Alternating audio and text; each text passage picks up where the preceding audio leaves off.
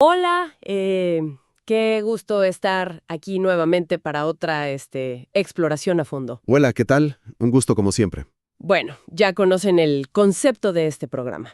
Tomamos una pila gigantesca de fuentes densas, o sea, desde artículos de investigación hasta memorias históricas, y extraemos las verdaderas pepitas de oro del conocimiento. Exacto. El objetivo, digamos, es desmenuzar toda esa información para entender las ideas clave. Con los datos más fascinantes, claro, pero sin sentir esa abrumadora sobrecarga de información que a veces da la historia pura y dura. Y fíjate que el viaje que tenemos preparado para hoy justifica totalmente ese enfoque, porque la cantidad de material es monumental. Sí, totalmente. Estamos hablando de una época de choques ideológicos masivos y de un personaje central que es sumamente complejo y a menudo mal entendido. A ver, nuestra misión de hoy nos lleva a viajar en el tiempo, a finales del siglo XIX y principios del XX. Vamos a adentrarnos en la vida y obra de una de las figuras más formidables, intransigentes y transformadoras de la historia reciente, Así es. el Papa San Pío X. El propósito de esta inmersión es dejar en evidencia su papel verdaderamente fundamental dentro de la Iglesia Católica. O sea, queremos entender sus reformas radicales. ¿Y cómo operaba su liderazgo en tiempos de crisis? Claro. Exactamente. Y de manera muy especial, explorar su feroz e implacable lucha contra un movimiento que él catalogó como su mayor enemigo, el llamado modernismo. Para construir este panorama y entender realmente qué estaba en juego, nos estamos basando en un material de primera línea. Buenísimo, cuéntanos qué tenemos hoy. Pésimo, y el concepto de restaurar el orden social desde una perspectiva puramente cristiana. Ajá. Segundo, contamos con las invaluables memorias personales de quien fuera su mano derecha y secretario de Estado, el cardenal Merry del Val. Eso es súper interesante. Es fundamental. Nos da un acceso directo a la personalidad del Papa a puerta cerrada, lejos del protocolo. Y tercero, tenemos una serie de artículos históricos muy completos de la revista Cristiandad. Bien, antes de sumergirnos, creo que vale la pena hacer una pequeña pausa. Dado que estas fuentes abordan temas con una altísima carga ideológica, teológica y política de su época, nuestro trabajo hoy es estrictamente analítico e imparcial. Sí, muy importante aclarar eso. Claro, no estamos aquí para respaldar ni condenar estas posturas, ni para tomar ningún partido político, sea de izquierda o de derecha, conservador o liberal. Simplemente vamos a reportar y analizar lo que revelan estas fascinantes fuentes históricas. Exacto, para entender las ideas y las motivaciones que moldearon ese momento tan crucial. Así es. Me parece una aclaración súper necesaria, porque las decisiones que vamos a discutir levantaron pasiones extremas en su momento, y de hecho todavía lo hacen hoy. Totalmente. Para entender ese nivel de tensión, primero tenemos que establecer el escenario en el que Giuseppe Sarto, el hombre que se convertiría en Pío X, asume el papado. Esto fue en 1903. Un año complicado, me imagino. Bastante. El mundo occidental estaba atravesando un proceso acelerado de secularización. Las fuentes, especialmente la tesis de Cano Medina, describen una crisis institucional muy profunda. O sea, un choque directo con la modernidad. Tal cual. Los gobiernos de la época se mostraban abiertamente hostiles hacia la iglesia institucional. Había una idea generalizada de que la modernidad, con la revolución industrial, los nuevos avances científicos y las filosofías emergentes, requería relegar la religión a la esfera estrictamente privada. Claro, sacarla de la vida pública. Exacto. O en algunos casos más extremos que mencionan los textos, erradicarla por completo de la sociedad civil y la educación. A ver, si lo pensamos en términos modernos, es como si una corporación global gigantesca que había dominado el mercado durante siglos, de repente viera cómo cambian todas las reglas del juego. Esa es una muy buena analogía. Y su influencia se desploma de la noche a la mañana. Y la respuesta de Pío X a esa crisis, por lo que estuve leyendo en las fuentes, no fue para nada tímida ni de retirada. Para nada. Su pontificado estuvo guiado por un lema fundamental, el famoso Instaurare Omnia in Cristo, que significa restaurar todas las cosas en Cristo. No se trataba de una simple frase inspiracional, era un plan de reestructuración total. Sí, un plan sumamente ambicioso. Y aquí es donde me llama muchísimo la atención el contraste en su personalidad, porque físicamente y en su trato diario, la historia lo recuerda como el típico párroco rural. Sí, la imagen del abuelo. Claro, un abuelo humilde, afable, compasivo, alguien que además venía de una familia muy pobre en el norte de Italia. Y sin embargo, a la hora de gobernar, operaba con una eficacia casi quirúrgica. Lo fascinante aquí es cómo las memorias del cardenal Merry del Val confirman esa dualidad aparente. ¿Qué dice Merry del Val exactamente sobre eso? Bueno, él lo describe como un hombre que poseía un absoluto y total dominio de sí mismo. Pío X no se dejaba intimidar por ninguna amenaza de los gobiernos poderosos de Europa. Ni por asomo. Exacto. Ni tampoco se dejaba manipular por los aduladores que tradicionalmente buscaban favores en la corte del Vaticano. Tenía una frase de cabecera que repetía constantemente ante las grandes crisis. Deus providebit. Esa misma. Dios proveerá. Y, según Merry del Val, esta convicción no era pasividad, sino que le daba una calma asombrosa para tomar decisiones extremadamente difíciles sin titubear. Fíjate que resulta increíble imaginar a alguien con esa apariencia tan pastoral tomando decisiones tan drásticas, porque, según entiendo por las fuentes, el hombre no perdió el tiempo. Para nada. Abordó problemas internos que llevaban siglos siendo un dolor de cabeza administrativo. Como si fuera, no sé, el CEO más implacable que llega a arreglar una empresa en crisis. Así es. Inició una reestructuración interna que ningún papa había logrado en muchísimo tiempo. Por ejemplo, reformó por completo la curia romana, que es básicamente el gobierno central del Vaticano. Que me imagino era un caos en esa época. Un caos total. Antes de él era un laberinto de oficinas superpuestas que venían de la Edad Media. Él lo modernizó, centralizando y agilizando los procesos. Claro. Pero su mayor logro administrativo fue dar la orden gigantesca de compilar y unificar el Código de Derecho Canónico. A ver, hagamos una pausa ahí. ¿Qué implicaba eso exactamente? ¿Por qué era tan importante tener un código unificado en ese momento? Porque hasta ese momento las leyes de la Iglesia eran una colección caótica de decretos, bulas papales y decisiones de concilios acumulados durante casi 2000 años. O sea, algo inmanejable. Totalmente inmanejable. Al ordenar la creación de un único código de derecho canónico claro y estructurado, al estilo de los códigos civiles modernos, Pío X centralizó el poder de una manera sin precedentes. Le dio a la institución una herramienta legal clara y uniforme para gobernarse a sí misma en todo el mundo. Exactamente. Fue un movimiento de gestión verdaderamente colosal. Un movimiento brillante, la verdad, desde la perspectiva del liderazgo institucional. Pero, por lo que veo en las fuentes, esta reorganización administrativa era solo la preparación para la verdadera batalla.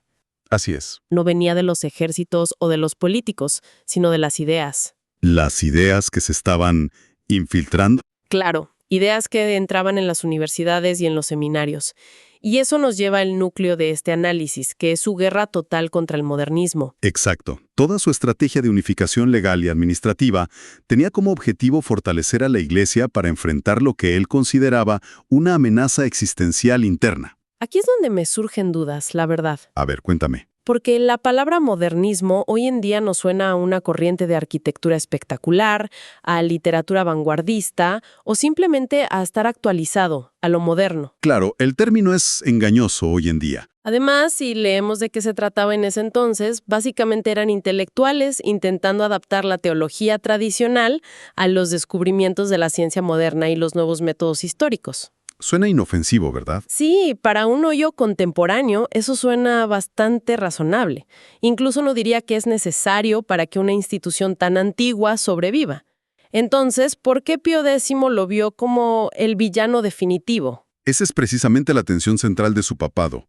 Para entender el nivel de alarma tenemos que mirar la encíclica de 1907, la famosa Pascendi. Ahí es donde él define al enemigo. Ajá. El modernismo, desde la perspectiva del Vaticano en ese entonces, no era una sola idea clara, sino una amalgama de tendencias. Una mezcla de cosas. Exacto. Estos teólogos y filósofos proponían que la religión no provenía de una revelación divina externa y objetiva. Argumentaban que brotaba del subconsciente humano, de una necesidad vital interna. Interesante. Sugerían que los dogmas históricos debían evolucionar y cambiar de significado con el tiempo para encajar con la mentalidad de cada época. A ver si entiendo bien. Si la religión nace solo de un sentimiento humano interno y los dogmas cambian según la época, entonces básicamente se vacía de contenido todo lo sobrenatural. Ahí está el punto clave. Ya no hay verdades eternas, sino que solo quedan experiencias psicológicas temporales. Has dado en el clavo.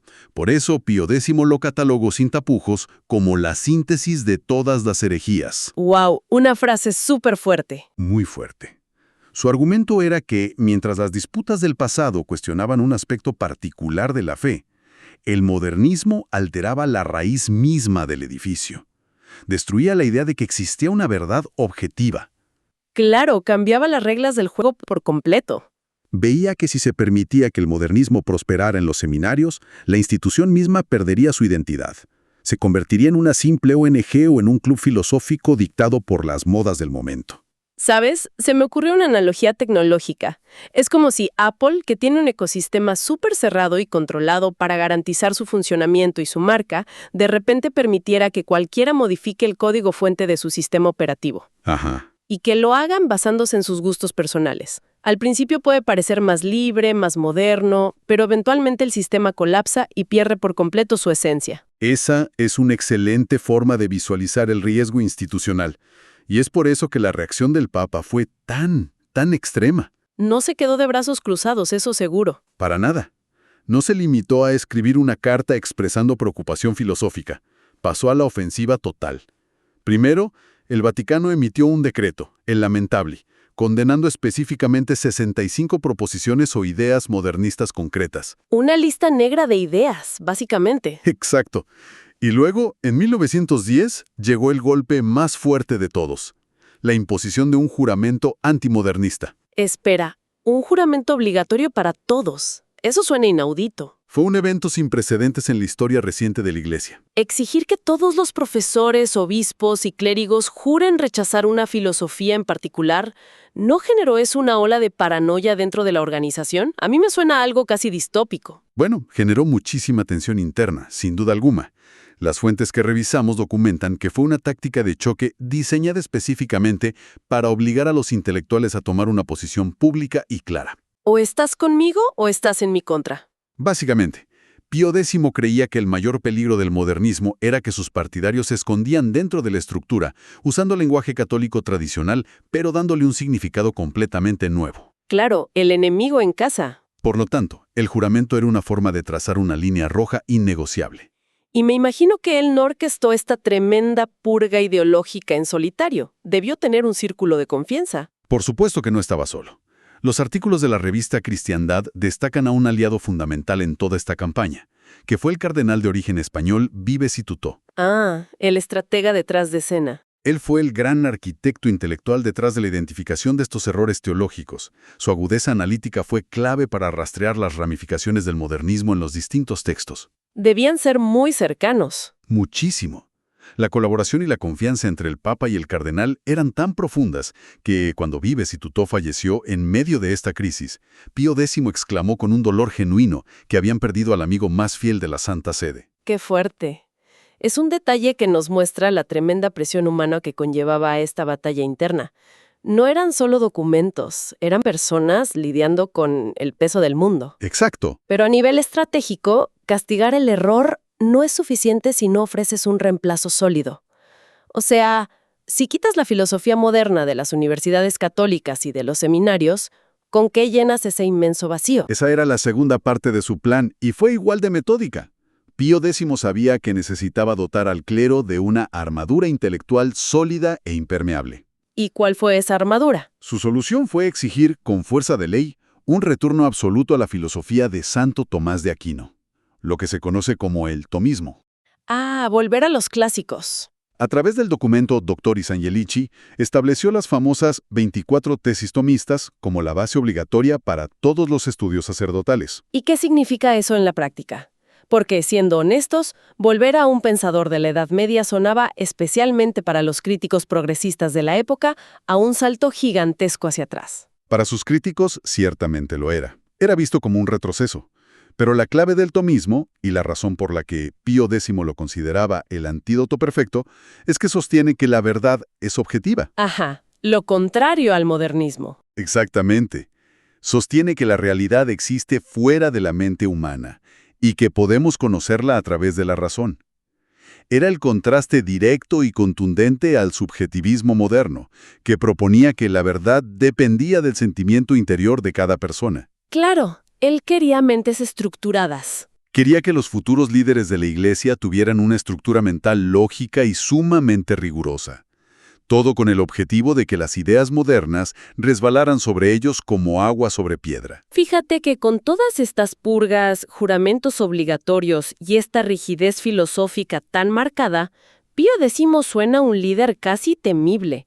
Un autócrata absoluto, dirían algunos. Es la imagen que muchos se formaron de él, ¿sí? Y sin embargo, al principio del programa mencionaste que el pueblo lo veía como un pastor bondadoso y que sus reformas buscaban un resurgimiento espiritual sincero. Así es. Entonces, ¿cómo encaja esa faceta pastoral, cálida, con el líder frío que impone juramentos de lealtad? Esa es la paradoja aparente de su pontificado. Y es fascinante. Si analizamos el panorama general, vemos claramente que Pío X entendía que de nada servía condenar las malas filosofías si la propia fortaleza interna estaba moralmente debilitada. O sea, había que limpiar la casa primero. Exacto. La organización necesitaba estar vitalizada desde adentro, y esa exigencia de pureza comenzó antes que nada con sus propios líderes. Me refiero a los sacerdotes. Veo en las notas de las fuentes una exhortación, la Haerent Animo, que al parecer él mismo escribió de su puño y letra, pidiendo santidad al clero. Correcto. Fue un texto muy personal. Su visión era muy estricta sobre el rol de un sacerdote. Él no quería que sus clérigos actuaran como políticos, como sindicalistas o como simples administradores burocráticos. La sociedad europea moderna a pasos agigantados, uno pensaría que el líder máximo querría a sus sacerdotes más metidos en la política secular. Para ganar influencia. Claro, para defender a la institución desde las urnas, los parlamentos, la plaza pública. Es una observación muy lógica desde nuestra perspectiva moderna de influencia política y activismo. Pero el diagnóstico de Pío X era radicalmente distinto. ¿Cómo lo veía él? Él creía que el poder político era una trampa y una distracción monumental. Pensaba que si los sacerdotes se metieran en política secular, terminarían diluyendo su autoridad moral y dividiendo a los creyentes en facciones. Ya veo. Para él, la única forma de influir realmente en la sociedad a largo plazo era volver a lo fundamental. Quería sacerdotes enfocados pura y exclusivamente en predicar la doctrina y administrar los sacramentos. Y hablando de sacramentos, esto nos lleva a uno de los legados por los que es más recordado y querido a nivel popular. Ah, ¿el tema de la comunión? Me fascina esta parte, te cuento. Porque contrasta muchísimo con esa imagen de reformador estricto e implacable. La historia lo recuerda cariñosamente como el Papa de la Eucaristía. ¿Así es como pasó a la historia popular? Y tomó decisiones que rompieron siglos de tradición limitante en este aspecto. Para entender lo disruptivo que fue este cambio, hay que saber que en esa época todavía persistía una fuerte influencia de una corriente llamada jansenismo. ¿Y qué proponía el jansenismo? En términos simples, el jansenismo promovía un rigorismo moral extremo. Hacía sentir a la gente común que debían ser espiritualmente impecables, casi perfectos, para atreverse a recibir la comunión. O sea, una barra altísima e inalcanzable. Exacto. El resultado práctico de esta mentalidad es que las masas de fieles estaban completamente alejadas de los altares.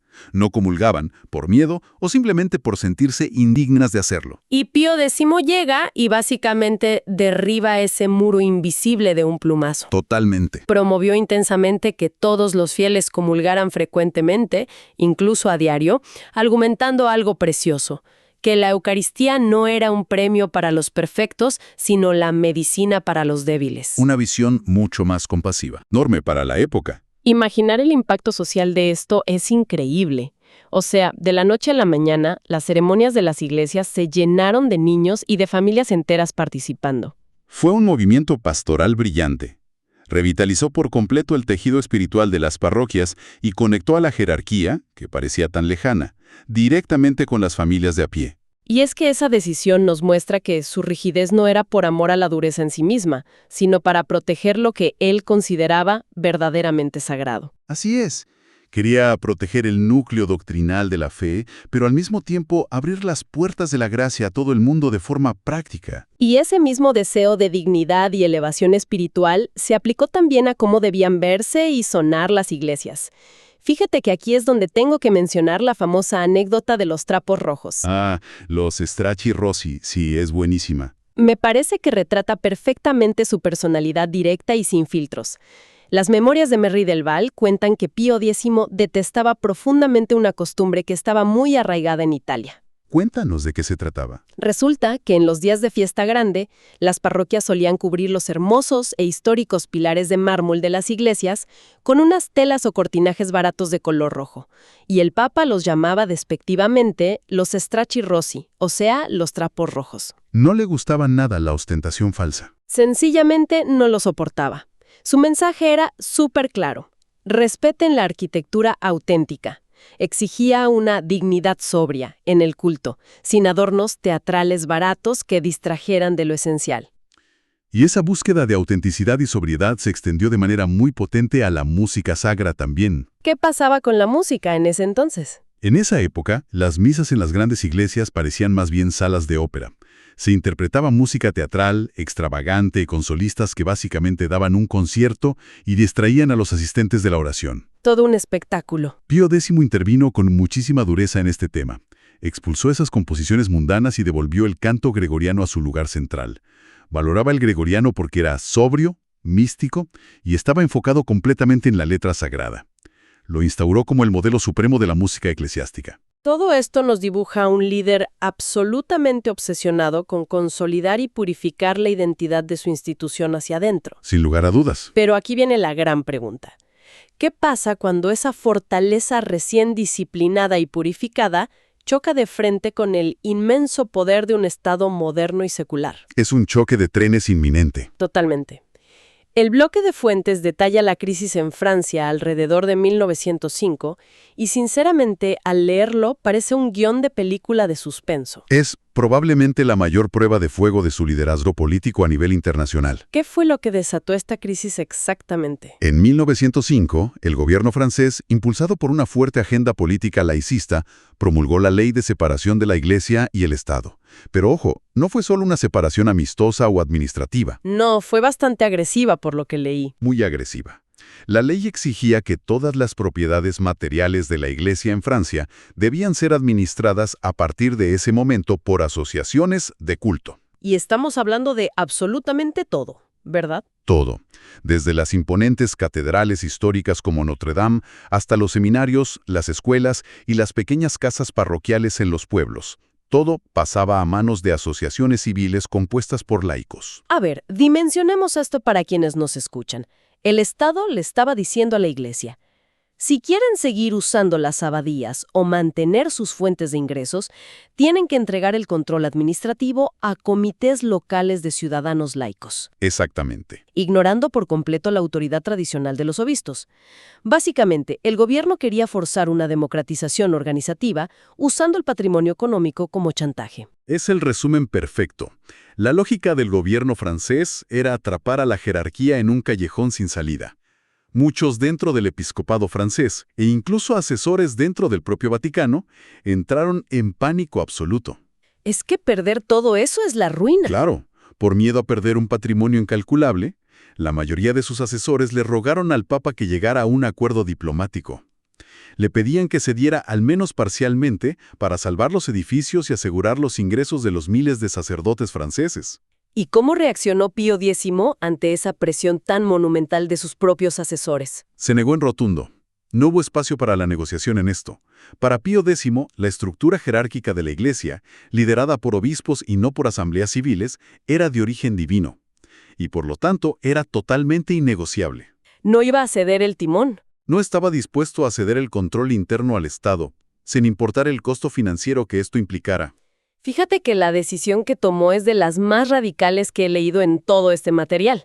Ordenó a los católicos franceses rechazar por completo la ley de las asociaciones en su encíclica Vehementer Nos. Así es, fue una ruptura total. Decidió perderlo todo. Aceptó que los obispos fueran desalojados a la fuerza de sus palacios, que miles de sacerdotes quedaran en la pobreza absoluta de un día para otro y que la institución perdiera toda su base material histórica. Todo antes que ceder un milímetro de su independencia organizativa. Hay una cita suya en los documentos de la época que es brutalmente clara en sus prioridades y me dejó impactada. Él dijo: «Es mejor la libertad con la pobreza que la riqueza con la esclavitud». Es una frase lapidaria. Y fue un sacrificio material gigantesco a corto plazo.